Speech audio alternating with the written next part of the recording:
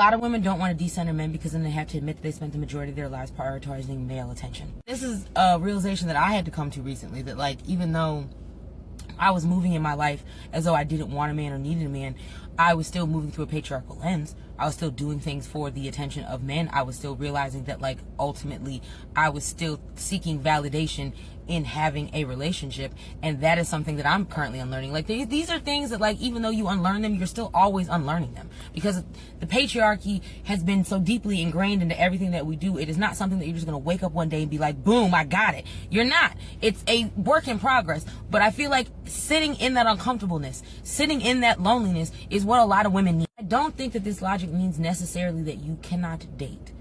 It means that you are not afraid to be alone. You are not afraid to say no just for the idea of having a piece of a man, because you are more concerned about what the type of man is versus that it's just a man at all. I think when you decenter men, you also are needing to uplift women. You need to find community in other women and in other things outside of men. And I feel like a lot of women don't want to sit and do that because it's an uncomfortable thing. It's an uncomfortable feeling, and we've been told our entire lives that, like, this is what our existence is for. And so when you tell some women, because there are some women who are doing this just fine and they don't have an issue, but there are a lot of women who do have an issue with this. When you tell them to decenter men, then they sit and with themselves and they wonder, well, then what's next?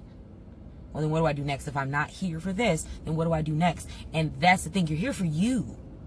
You're here on this planet for you. You're not here for them. And the second that y'all realize that, the second you'll start being slightly happier.